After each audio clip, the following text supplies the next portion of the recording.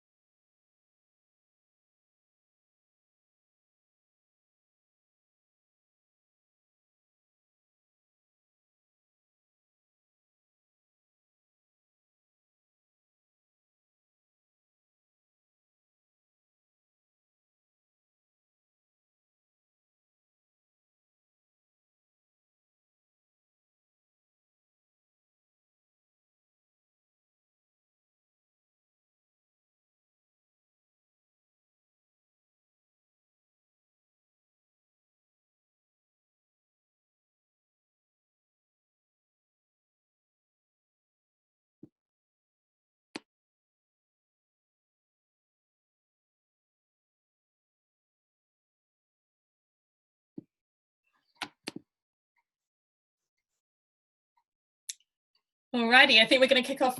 So good morning, everyone. Welcome to this webinar where we'll be looking at sustainable menu design and specifically how to shift your sales mix towards the most sustainable dishes upon reopening. So my name is Louisa Dodd. I'm a project manager here at the Sustainable Restaurant Association. For those of you who don't know us, welcome, good morning. We're a not-for-profit based in London.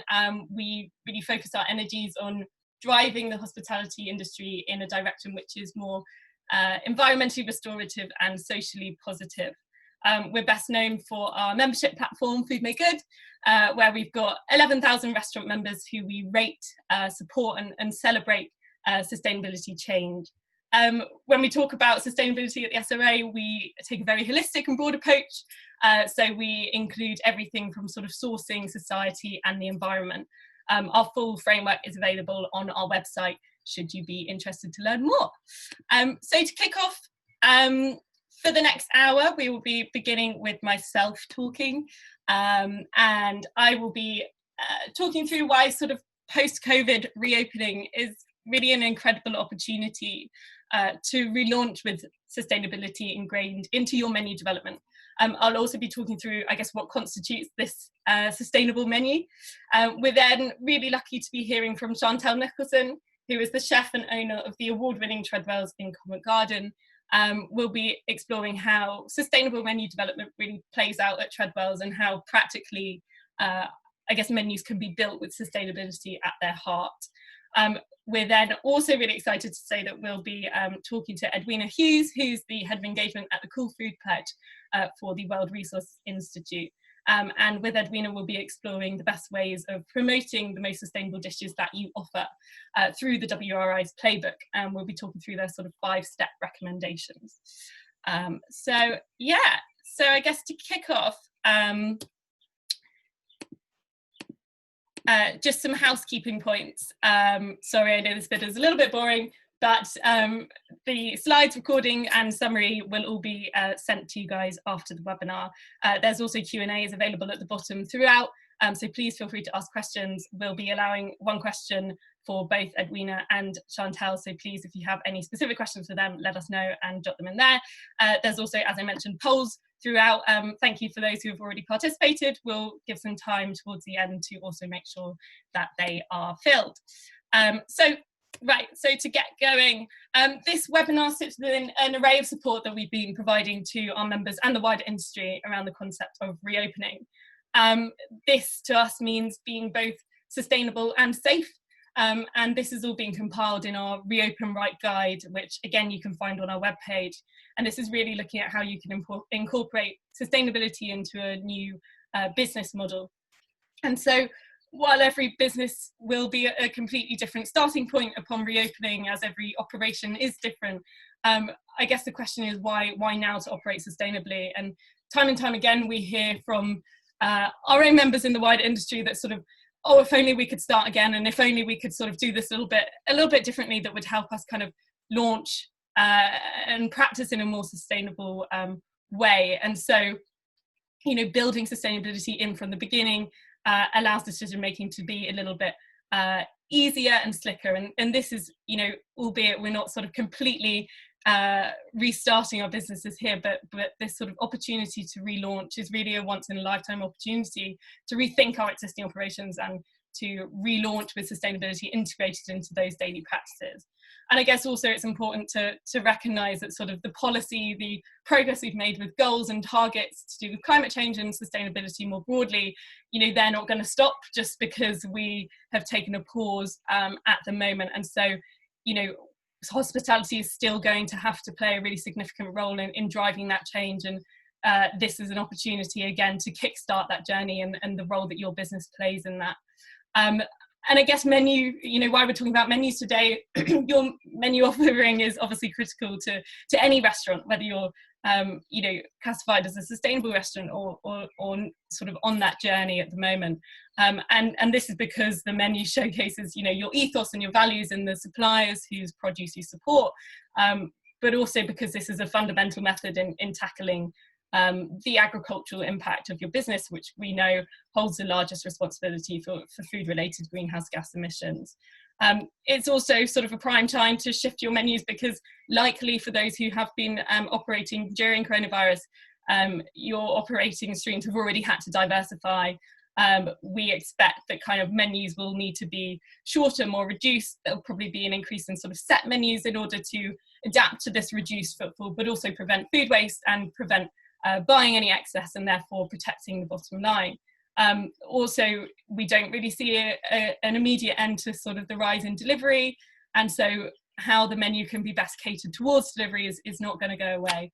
And final point, you know, most restaurants, as with most businesses, will be adapting to a reduced workforce, and that should be kept in mind when we are sort of reshaping our menus anyway. And so we are, I guess, utterly aware at the SRA that sort of survival and making enough money to pay staff will be paramount to any businesses reopening. But we do believe that sustainability can also be a financial pivot. And you may not be able to do everything that we're outlining today, but switching a few aspects of your operations can sort of, you know, in the best way that complies with your business, can comply with also profit making. And whilst the root cause of any sustainability change is we would hope sort of to do the right thing, we really do believe that also the kind of ethical consumer trends that we've seen over the past couple of years will continue. And being a sustainable business also, you know, really helps draw people to your restaurant and stand out amongst the kind of crowd that will all be reopening, hopefully in about a month's time.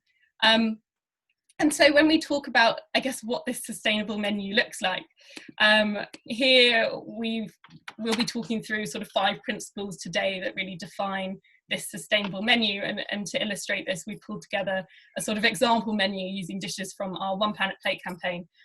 So hoping you're all not too hungry yet in the day. But from our side, a sustainable menu should be first and foremost plant-based. Or plant-led, and we've illustrated this here with a heritage grain risotto. We then suggest that a sustainable menu is low waste, which we've got here with a Carlin-P hummus with fried cauliflower leaves, which sounds very nice. It should also be a menu that promotes sustainable produce, which we've got here in a field-grown rhubarb crumble with organic cream. And penultimately, a sustainable menu, should be one that is healthy, which we've got here in a very fibre-fueled soup. And above all, it needs to be one which sells. I mean, this will be largely tackled in the latter half of this webinar when we talk to Edwina in sort of the best ways to promote and mix that and sort of gear your sales mix towards the most sustainable dishes.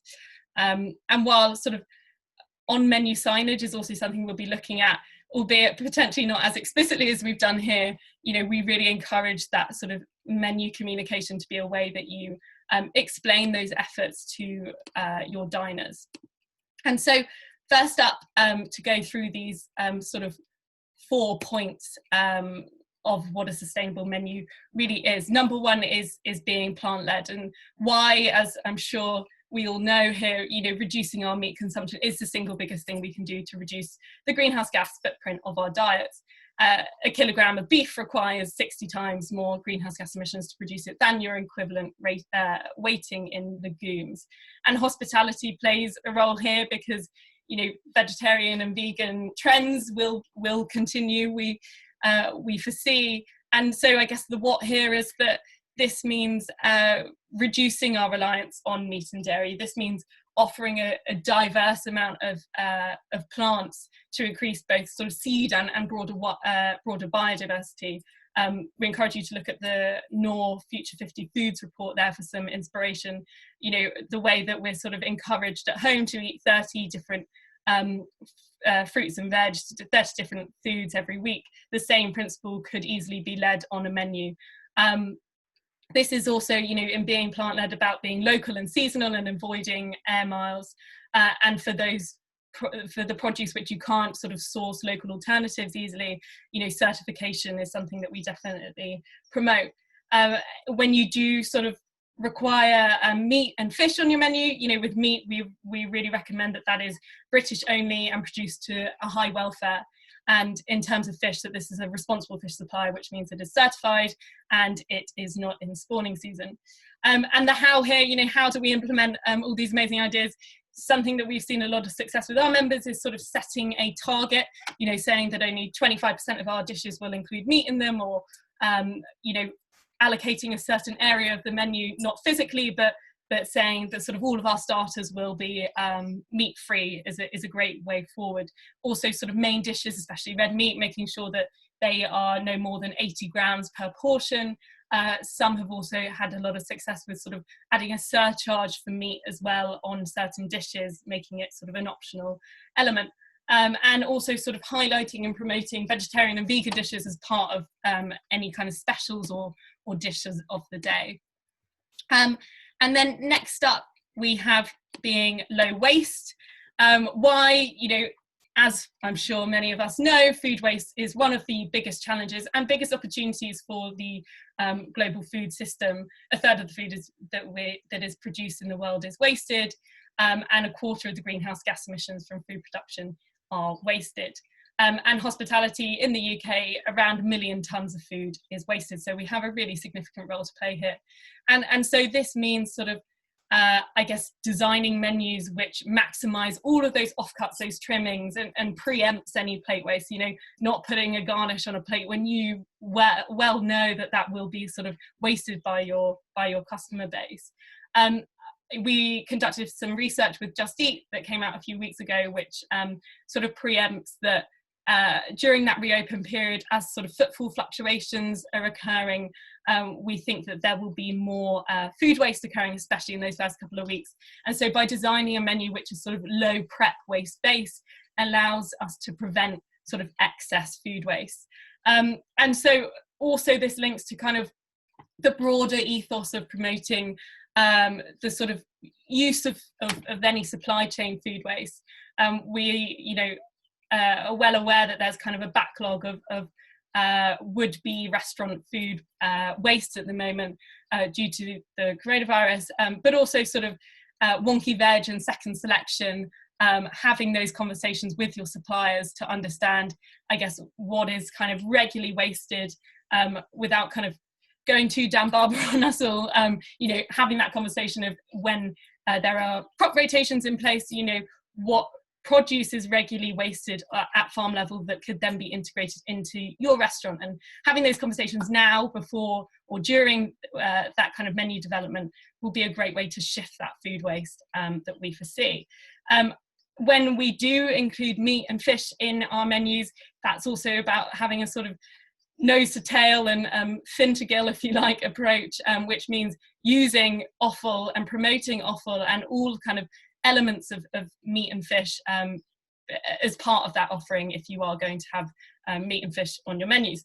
And the how here is, you know, fundamentally food waste needs to be separated, and we need to ensure that any food waste that is produced goes to either anaerobic digestion or composting.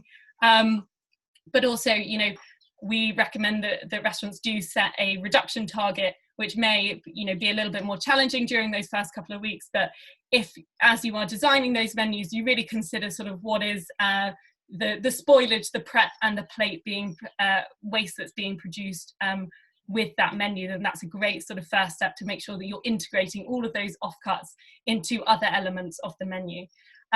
Also sort of signing on your menu and training up your team to best promote those dishes which have minimal food waste on the sort of day is also ideal. So the next point, as part of a sort of a sustainable menu, is obviously based off the sustainability of the produce and the suppliers that you work with. The why here, you know, up to 20% of UK's carbon emissions from food and drink come from procurement. Hospitality obviously play a significant role here. The what here is that, you know, we're not sure on the impact on supply chains of both COVID and Brexit, and ultimately this is going to make British produce less secure. And so this is a real opportunity to support, you know, small scale UK suppliers and you know, go beyond being just tokenistic, but building that really into your kind of supply chains and operations for the long term. But also obviously supporting those who are farming sustainably, and that means, you know, organic, pesticide free, looking at farmers which are producing produce regeneratively, but also those who kind of look at their soil health, are monitoring their footprint, and again are conscious of what's that kind of regularly wasted produce and how best can we shift that. And all of these go back to sort of increasing transparency and traceability, which is something that we think is going to only continue after all of this. And so I guess the main kind of way that we recommend that is done is taking a supplier-led approach to your menu design. So looking at sort of what is the seasonal sustainable produce that you can best get your hands on, and how can you design your menu with that produce as a first step. We also have some amazing suppliers at the SRA, and we have a supplier directory should you wish to sort of begin that journey or further your sort of knowledge of those sustainable suppliers. And so the final point here is that a sustainable menu should be one that is healthy. Sometimes this kind of surprises people that we bring this into the conversation, but the definition for sustainable diets by the UN in the Eat Lancet report and through our own framework very much integrates health and nutrition into its offering. But at the end of the day, if we're not eating healthy diets, then it is not sustainable. The why here, you know, diet-related disease is responsible for a quarter of total adult deaths in the UK at the moment, and hospitality plays a role here because you know, a fifth of meals are now eaten out of the home, and therefore hospitality plays a role in offering up those healthy options. And the way we suggest people do this is, you know, building those menus with health in mind, and that includes looking at diversity, variety, promoting whole grains. And we assume that sort of post-COVID there will be even more of an emphasis on our diets in sort of preserving and promoting health, and looking at sort of those gut-focused diets and the way that sort of our immune systems can be best promoted and upheld.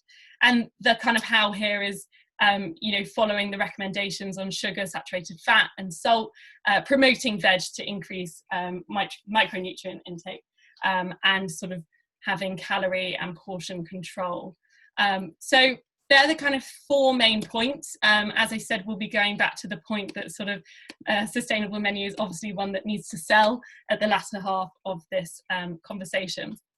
And so how does this look in action?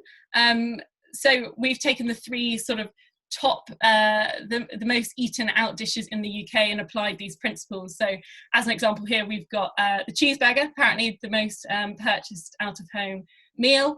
And so some sort of ideas here which align those kind of ideas of being plant-led, low waste, promoting health, and using sustainable produce is about reducing your meat portion, potentially having sort of a dairy-free cheese but keeping the meat, having sort of plant-based sides.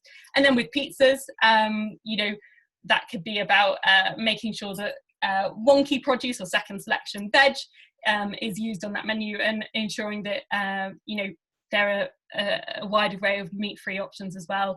There's also could be amazing opportunities, and we've seen this with a few members, of kind of using heritage grains and alternative grains for the base, which support those sustainable suppliers, and a sort of new fish and chips. So making sure that that fish is sustainable, certified, avoiding the sort of big five most commonly consumed fish in the UK, and also looking at reducing portion size in order to minimise waste.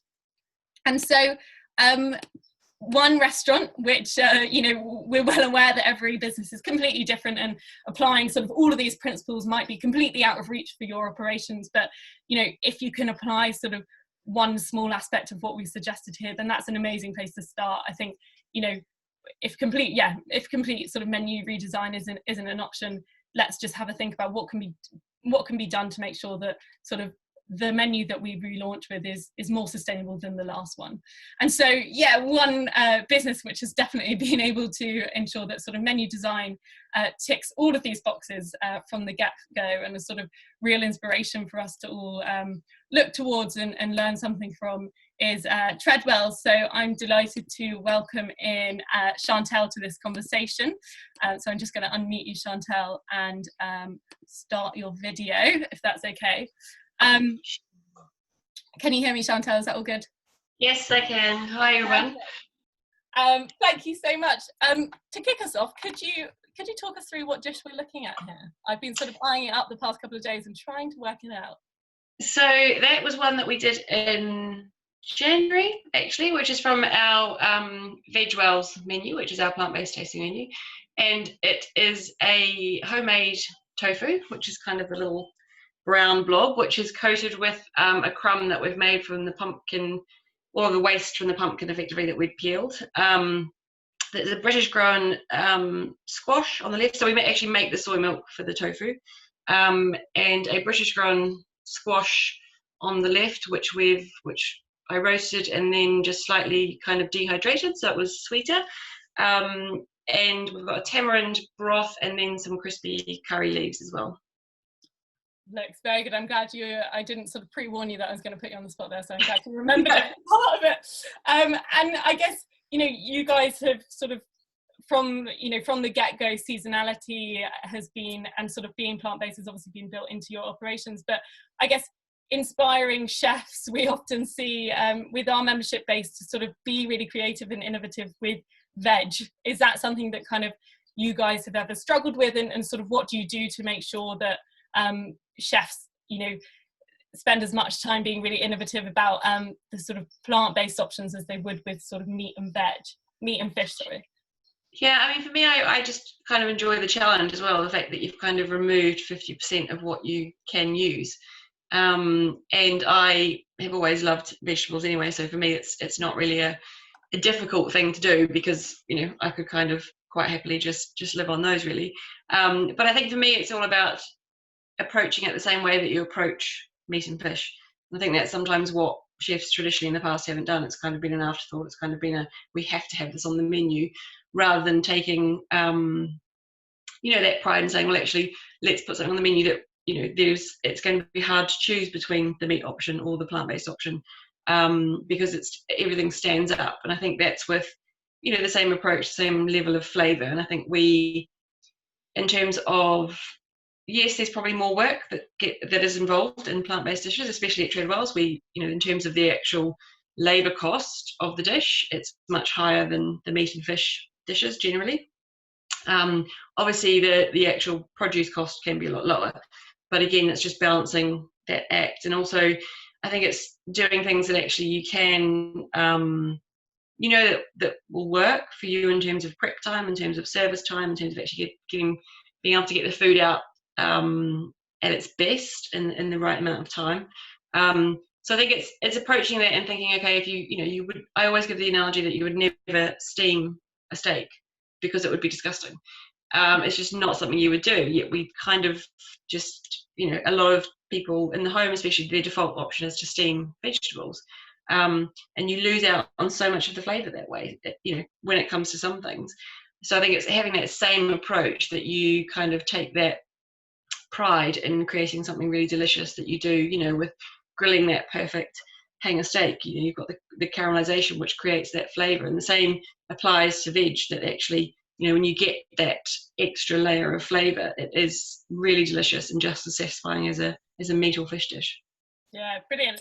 And I guess, you know, as I said, you guys always sort of build sustainability into that menu development, but those kind of principles that we were talking about earlier, so sort of being you know, low waste and sourcing from sustainable suppliers, is there kind of anything that you guys practically do to ensure that you're sort of not ticking all those boxes, but that you're sort of having a very broad impact? So do you kind of have any targets in place to make sure that you're you know, all fish is that you do offer is certified, or do you take that kind of supplier-led approach that I was discussing? So sort of what do you practically do to make sure that sustainability is very much covered across the whole menu? Yeah, I mean, it's a 360 approach, I think, and I think for me, because we are so small and, you know, I am the decision maker, it's very easy to be nimble and quick, whereas I know for a lot of organizations, that's just not possible. But for me, it's every little bit that we can do. And it was, you know, I kind of set loose targets in so much as, well, not loose targets, but some of them are very firm, that we only use sustainable seafood. The other that, you know, I'm just before this all kind of happened, I really wanted this year to move towards just using meat that was from regenerative farming. We do use only British meat. We had one Iberico pork dish on that I loved, but I thought, actually, no, need to sacrifice this for the greater good. But I think it is 360. It's working with some great suppliers. It's being quite sometimes, you know, taking the approach that actually, you know, as soon as the English asparagus runs out, that's it. It comes off the menu. We don't use the Peruvian. As you know, we only use British strawberries because, you know, I grew up in New Zealand where we had to eat seasonally because we were so small, and so for me that's just kind of natural as well. So I get for others that's kind of a little bit trickier, and sometimes your suppliers aren't necessarily as transparent as you want them to be. And I think it's them understanding how important that is to you, that you feel that you're letting yourself down if you have something on the menu that actually isn't what you think it is, or isn't from where you think it's from.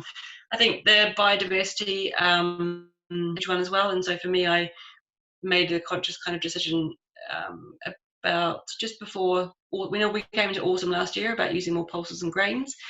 So using hobby-dods, and again, that's, you know, the cost of those is ridiculously cheap and they're so delicious. And I think it also helps with, you know, allowing people to feel satisfied and full after a dish, after they've eaten a dish, but not necessarily having to bulk it up with too many ingredients. And I think there is a sense of, you know, 360 when you look at, you know, beverage as well is a big one, in terms of how you source that, in terms of the output of your waste. So I think it is a 360 approach. And for me, I always say that even if you are doing one thing, then that's better than doing nothing. And I think it is hard to kind of start that. And I think the more you get into it and the more everybody, the team gets involved in it. I mean, that's one big thing that my team are really engaged with it. They actually really believe in it as well. It's not just me saying, right, you've got to do this.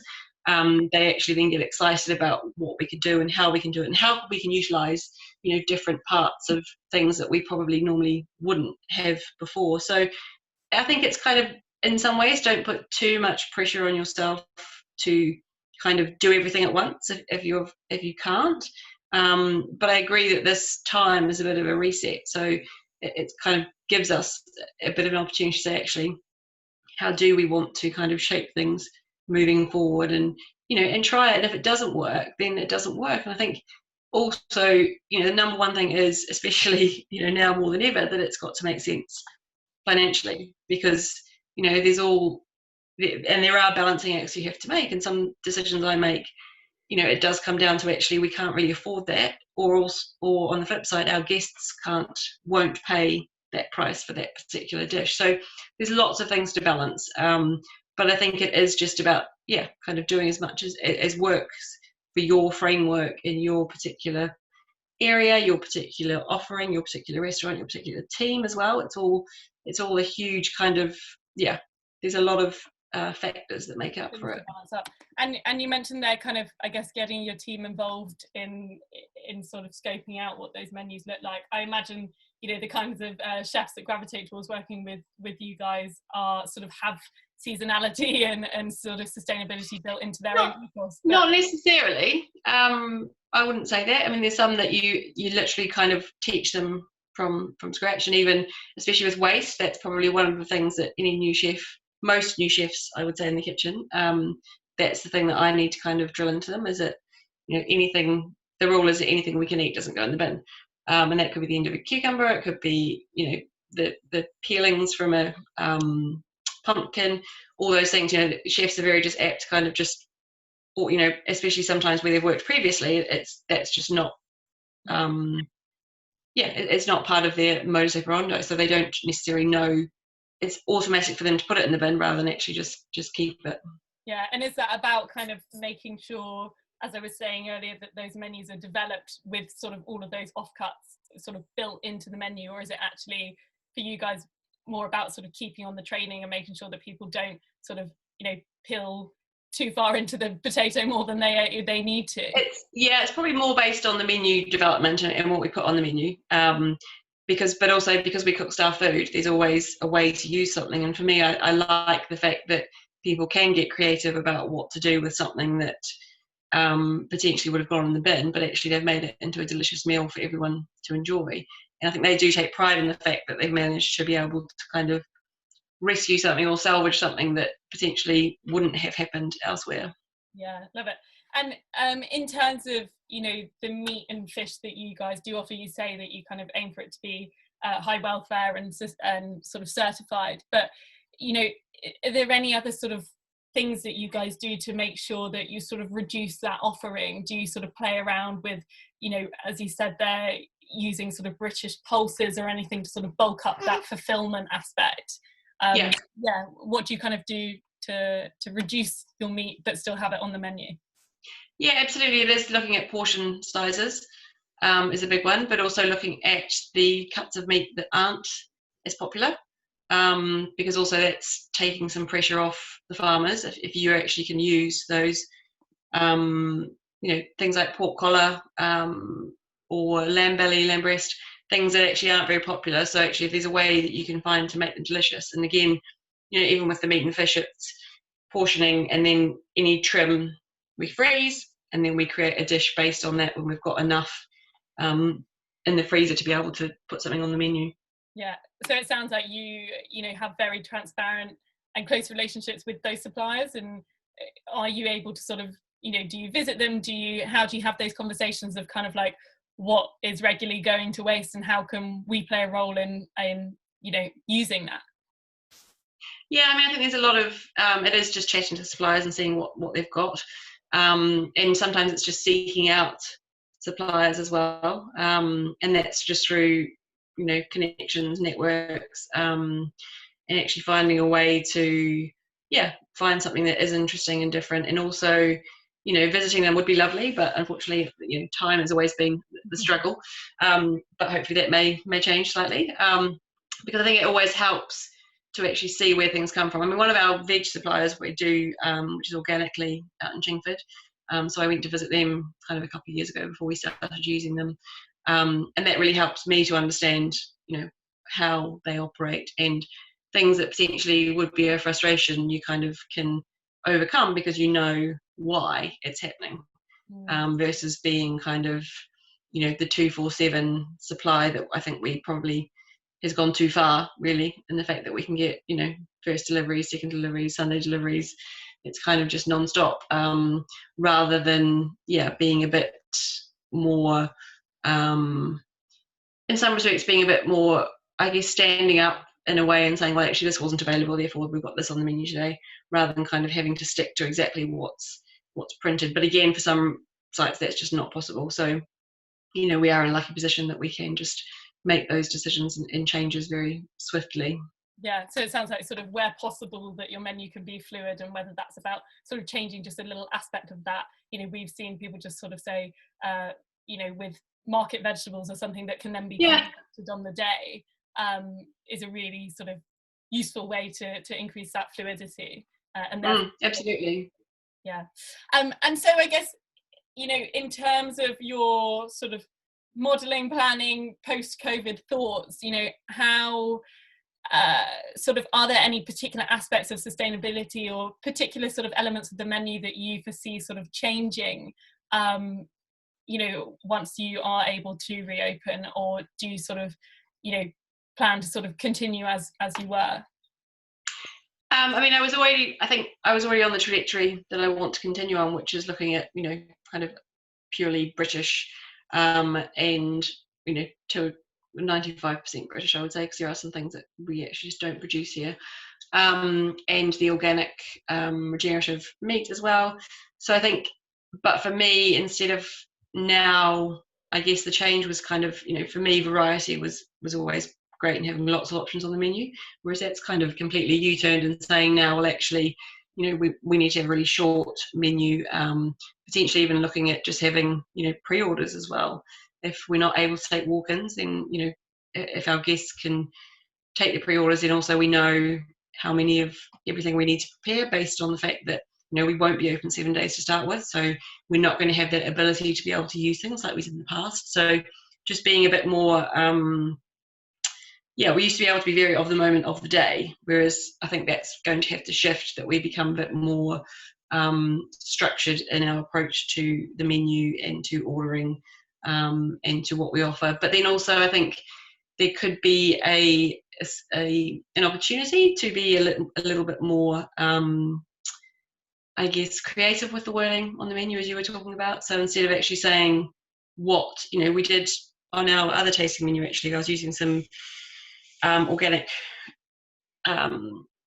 veal, which obviously had some kind of, I was a bit hesitant to use it in terms of what the response would be from the guests, because obviously in this country there is a little bit of negativity associated with it. And so instead of actually, and we got kind of a quarter carcass. So instead of saying, traditionally we would say, you know, sirloin or rib or fillet, etc., it just said veal. So I think there is potential, and that then allowed us to use whatever cut on the day, and people were actually quite open to that. So probably a little bit more of that kind of being able to, just be a bit more flexible. And I'm hoping that our guests will be understanding and almost appreciative of it in some way. Yeah, for sure. Awesome, thank you so much. We've got lots of questions, but I'm just going to pick out one here for you. So we've got from someone mysteriously named RT. Any tips on how we can defend pricing on plant-based? So, for example, driving up the average cover costs and sustainable sales. So that will sort of link into our conversation with Edwina in a minute, but any sort of tips or experience from your side to promote their sell?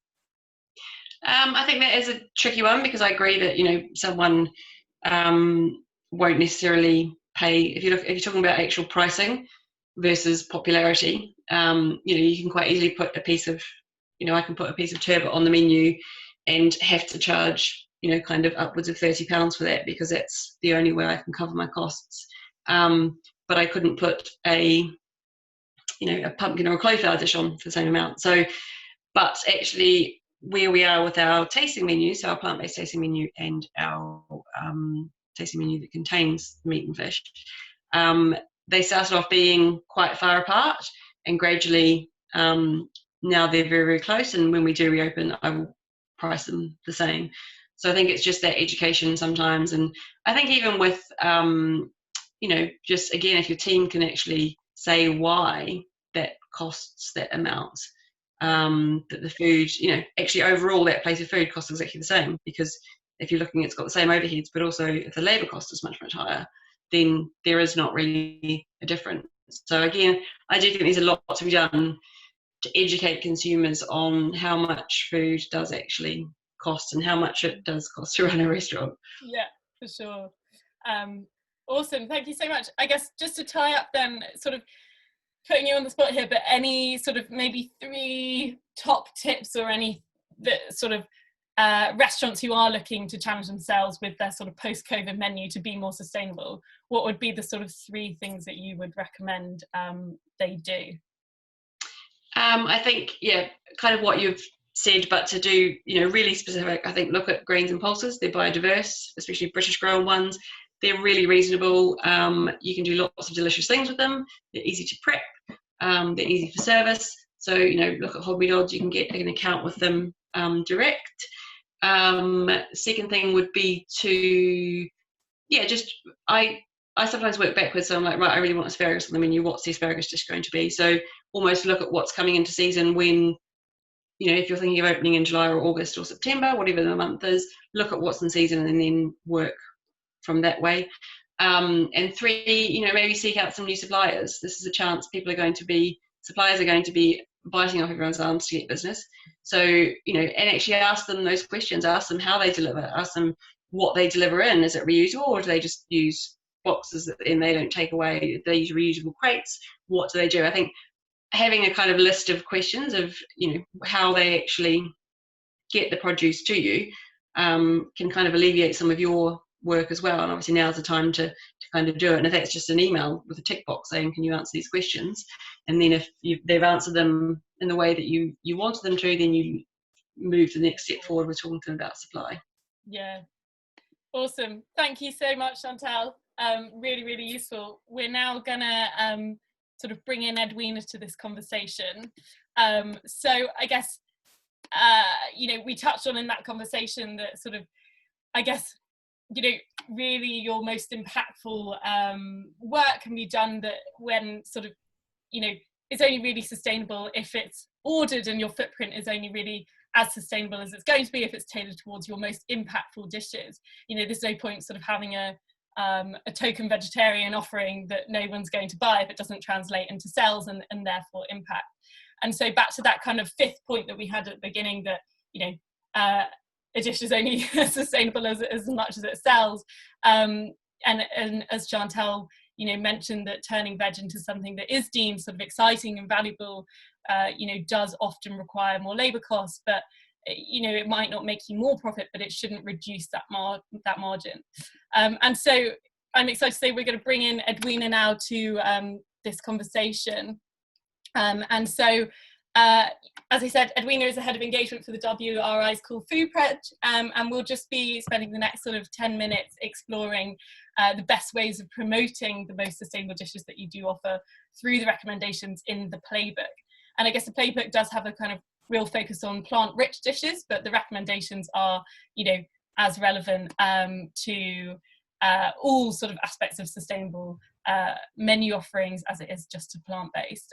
So hi Edwina, are we all good? Can you hear me? Yeah, hi, how are you? Good, thank you. So I guess, these 5 principles that we'll be sort of talking through now. First up, that the WRI recommend is looking at your people and your staff. So this is kind of about engaging staff on the journey and taking actions sort of with your team to promote those plant-led dishes. I don't know if you'd be able to sort of go into a little bit more detail, provide any examples here on the sort of best ways to do this. Yeah, sure. So just by way of introduction for everyone, the World Resources Institute is a global think tank. We work across a range of campaigning areas, and food is one of them. And in the last couple of years, we've been working quite diligently on sustainable diets and thinking up ways to help organizations to serve more sustainable food. And so the playbook came out of that intention to create useful guidance. And it's a list of 57 interventions that can help to nudge your consumers towards more plant-based options. And it's divided across 5 different P's. So the first is around people, but there's people, promotion, placement, presentation, and product. And we're going to talk a little bit about each of those 5. And what we hope we can do is sort of support you and inspire you as you think about reopening and your intention to serve more sustainable food. We hope that some of this insight will guide you when you're making these big decisions. The playbook was written at a time when we didn't know about COVID, and so it isn't actually necessarily about reopening, but it does strike me that the fact that you have a bit of time right now and that food service has been shut down means that you can think about how you use these and really change some stuff if you want to. So the first is around people, as I said, and there were 6 interventions that we identified through literature review, about 2 years research, but also a market research where we went out to about 50 people we knew in the food industry and asked them, does this make sense? And so we whittled the 57 down to 23.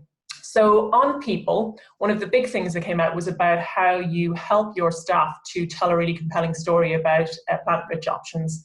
So this is about communication, and it's about knowing your menu in advance. And I know this sounds obvious, but you know how many times you've gone into a menu and your server, you ask them what the special of the day is, and they go, oh my God, I don't know, I'll just go check.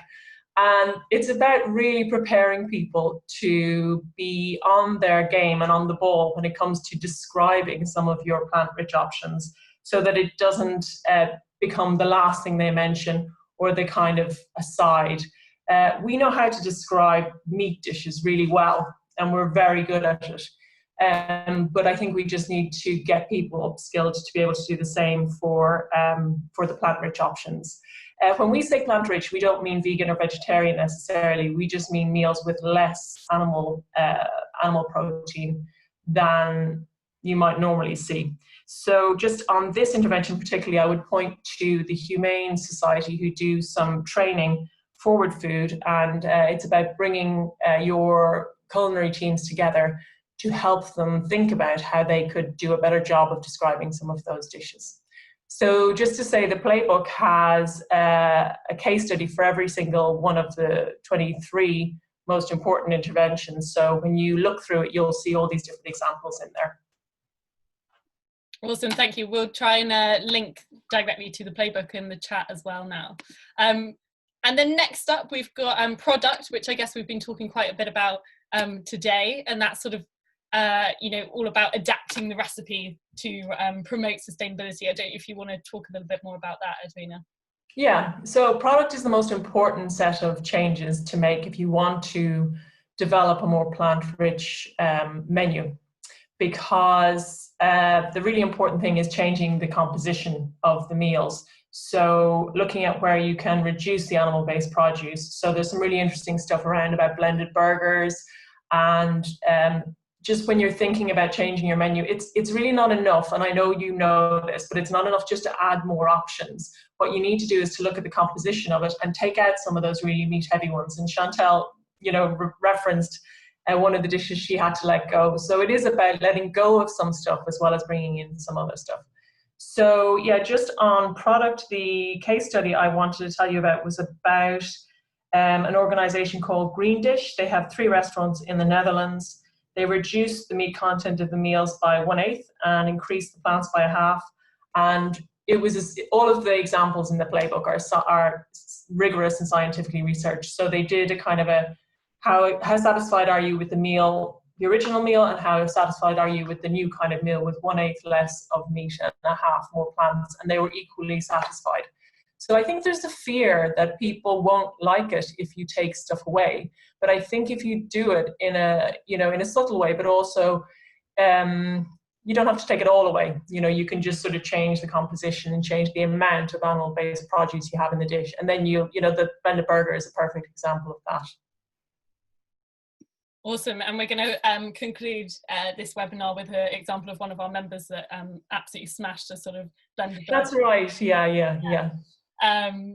Awesome, and then next up is, I guess, about placement, which is really interesting, and this is sort of all about exploring, the sort of visual placement of sustainable offerings to promote sales. So this is obviously dependent on sort of business type, whether you're sort of a buffet operation or a silver service. But yeah, would you be able to sort of expand a little bit on this and any examples you have on sort of successes here? Yeah, so this is more probably more suited to those of you who work in catering facilities such as universities. And I know there were a couple of people in the group who are working in universities. So we're thinking about, displays, buffets, food display areas. So the example just we have was in relation to Sodexo in the US. They doubled the size of their salad bar. And they saw an increase in demand, or people going to that self-service area at 28% in the term they introduced the doubling versus 19% before. So there is some really interesting stuff you can do about where you put things and the order in which you make stuff available in a buffet. If you put all the carbs at the start, people will load up on carbs and then they'll put the other stuff in, so it's just kind of thinking about behavioral practices and using some of that insight to actually, I wouldn't say manipulate, but I would say guide people towards trying other things. So you're not taking stuff away, but it's simply the sequence in which you offer it can change the way people fill their plate or fill their bowls. Awesome. It's often about sort of putting yourself in the shoes of your own customers and thinking, how would you react to that? Yeah, because even with the best will in the world, if you've already loaded up your plate, you can't put stuff back, afterwards. So you might have said, oh no, I've missed out now on the stuff that would have been better for me. And, the colorful vegetables, just because you started with with some of the other stuff. Yeah, absolutely. And so penultimate point here, it's sort of all about presentation. So sort of displaying and designing the menus themselves, the dreaded vegetarian box that we talk about in the SRA a lot, and sort of how you play around with the kind of physical menu in a way that promotes the sort of plant-rich dishes. Do you have any examples here? Well, this is an area where we've done loads and loads of work over the last couple of years, actually, on language. And we've worked with Sainsbury's, and we've worked with Panera. There's loads of work online. So if you go to the WRI website and you search language, you'll find loads of interesting stuff. But it's just really interesting. Like, I've started becoming one of those people who takes a photo of the menu, when you see the vegetarian box. And it's just so interesting. All the research tells us that if you separate out the vegetarian options, you've got the 95% of people who eat meat going, oh, well, that's not for me. So the trick, and I'm sure everyone knows this, is, don't make it the different options, the exceptional, make it the norm, make it make it top of the list or in the middle. And so, there's just lots of evidence that suggests the language you use, the placement in the menu is really important to driving demand. The example that we use in the playbook is about Panera, who are a very large, kind of a bit like Pret in the US. And so we did a piece of research with them over 2 months in 2018 in 40 cafes. We took one of their main products. It was called the low-fat vegetarian black bean soup, which in fairness does not sound very appealing. And we changed it to 2 different things. We changed it to the slow-simmered black bean soup and the Cuban black bean soup. So in the first instance, that slow simmered, we were thinking about, well, how is the food prepared? So, evoke the provenance of the food if you want to make it appealing. How is it grown? Where does it come from? And people do this already. Cumberland sausages, obviously a perfect example of, talking about provenance. But thinking about using that language in a more powerful way. And, when you talk about things that people don't get, low fat, low salt, you're talking about it's health restrictive. People don't like it. It doesn't appeal. People actually psychologically enjoy this stuff less because they think it's better for them. And they're kind of like, oh, well, it was healthy, so it wasn't meant to taste as nice. And even when in research trials where you give people the exact same stuff, you tell them one is healthy and one is, enjoyable or indulgent, they actually think that the one that said was healthy, they enjoy it less. So there's some really cool stuff out there. But anyway, getting back to the Panera example, on the change to the slow simmer black bean soup, actually there was no effect in sales. But when we changed it to Cuban black bean soup, there was an increase of 13% in sales. So just shows you that actually language can be really important.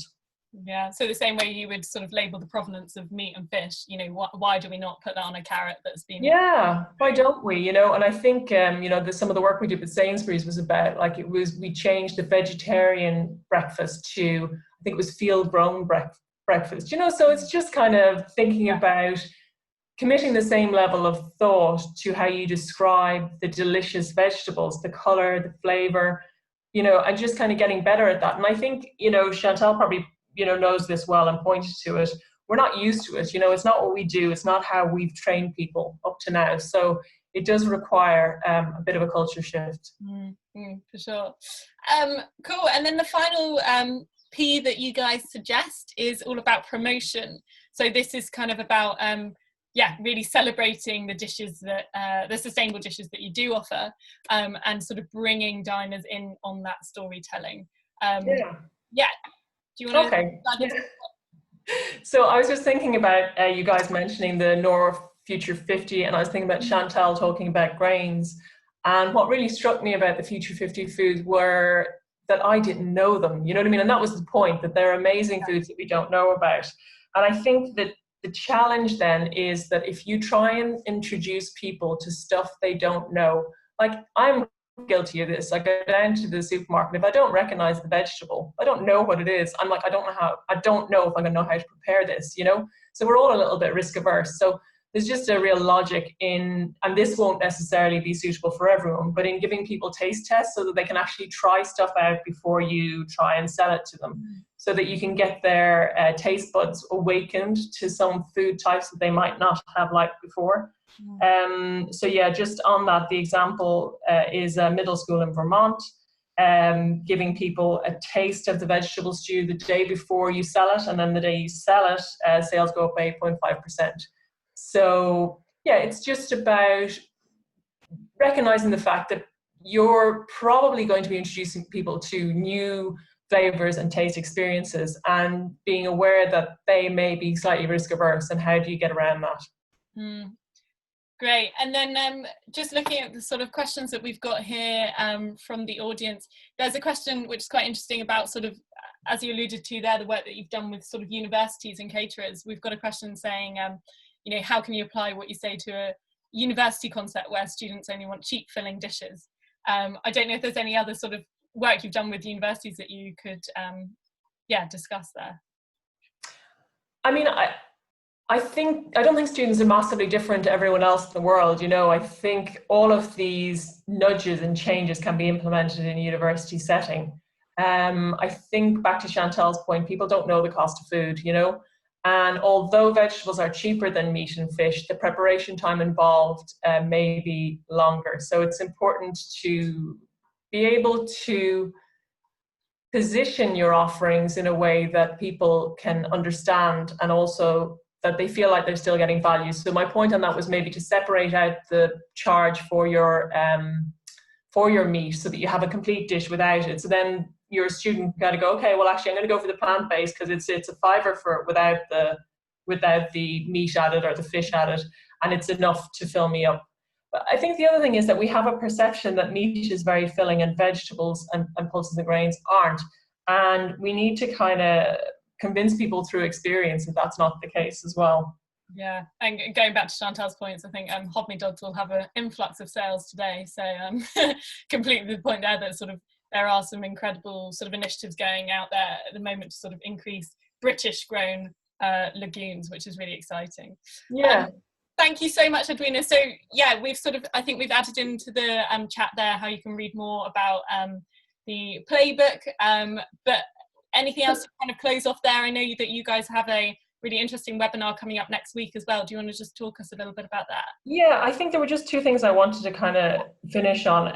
One was just that, you know, it's brilliant to introduce all these changes and these tactics, and, you know, you can do a lot of stuff.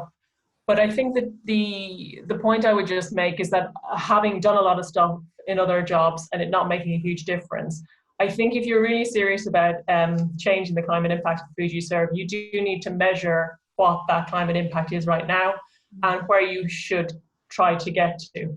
And we have something called the Cool Food Pledge, which we use to support large organizations to understand the climate impact of food they serve and then support them through changes like this to bring it down. And we work with the SRA to help your members do this as well.